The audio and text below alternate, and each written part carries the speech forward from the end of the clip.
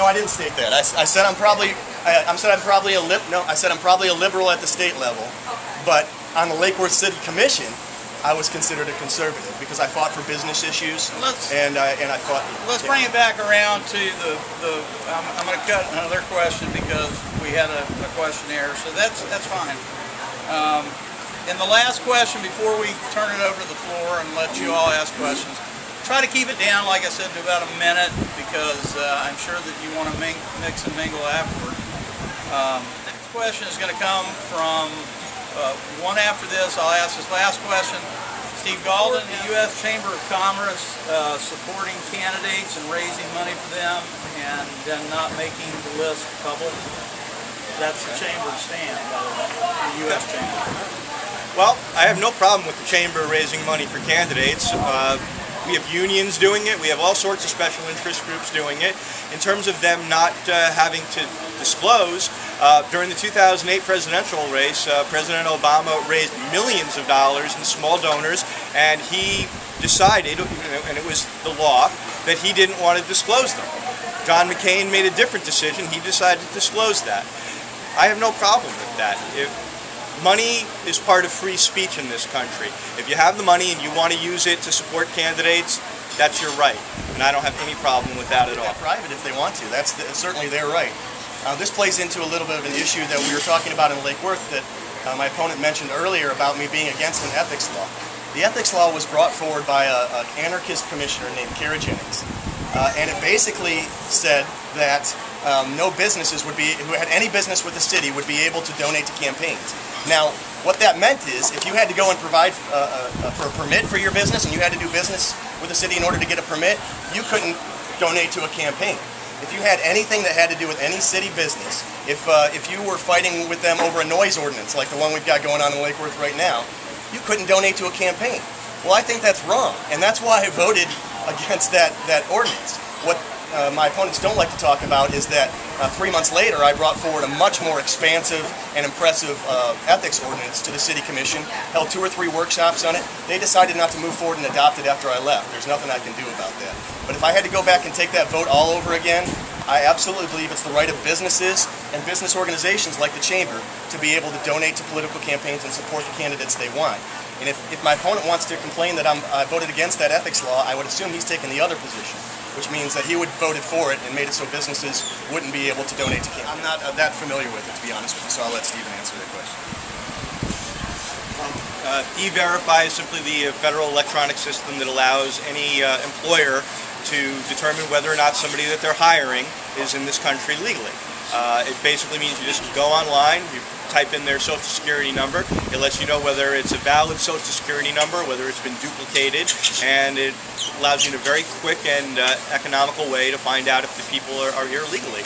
And I don't think it's unreasonable to expect people to do that.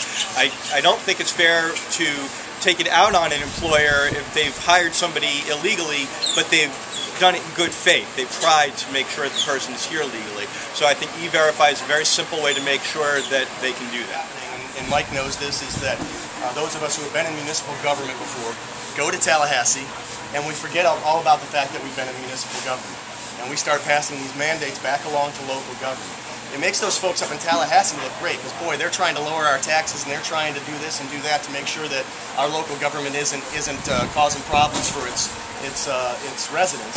But what we all know is that those costs all get passed back along to you. They just funnel from the state, and then the local government, in order to be able to provide the services that they either need to or that they're required to by the state, has to charge you for it. That needs to stop. If we're really going to concentrate on pushing our power down locally to make sure that local governments have the best ability to be able to run their governments to their best ability, we need to make sure that the state stops telling them what to do all the time on some of those unfunded mandates. So, I'm a former board member of the League of Cities, certainly served as a municipal mayor. I understand those issues. It's not going to take me long to get up to speed when I go to Tallahassee. I'm going to hit the ground running, and I'm going to know them when I get up there. And I'm going to be a fierce advocate for municipalities and local governments, because those are the ones that represent you. And those are the ones who are having to tax you because of all the mandates that are coming from Tallahassee. It's probably one of the few issues where my opponent and I basically agree. as a federalist, I'm very annoyed when the federal government imposes its will on the states with unfunded mandates, and I would feel the same way going to Tallahassee. There is a place for the state to have a little bit of oversight if, like we've seen in Broward and Palm Beach counties, if you have ethics violations going on and corruption. But beyond that, the state has to do its thing and work in harmony with the local and the county government. Well, first, I want to thank you all for coming, and again, thank the Chamber for sponsoring this great event. I do want to clarify one thing, and I know that Jeff didn't say that I said this, but I don't intend that we round people up and send them home in terms of illegal immigration. What I'd like to see is deportation through attrition. If we enforce our laws here in the United States at the state, local, and federal level, then as we've seen in other states where they're doing that, those people are going to leave. And if we do it all over the country, they're going to leave not just the states where they are, they're going to go back to their home countries. As I said, I am not against immigration. I am against illegal immigration. We are a country of laws. And just like a house without walls cannot stand, a country without secure borders cannot be sovereign. Now, as I said earlier, I have never run for or held elected office. I am going to be a citizen legislator. I bring unique talents and unique experiences with me to Tallahassee, and I don't intend to make this a career. I intend to make this what the Founding Fathers envisioned. Citizens going, representing the people of their districts, doing the best that they can, and then going home, going back to their lives. And if you give me that opportunity, that's what I'm going to do. I'm going to represent the people. I'm not going to represent them based on the color of their skin, their religion, their gender, or their sexual orientation. I'm not worried about whether or not what hyphen they put in front of the word American. I'm not worried about whether they're a member of a union or not. Everybody should be equal. We're all Americans, and that's all that really matters to me.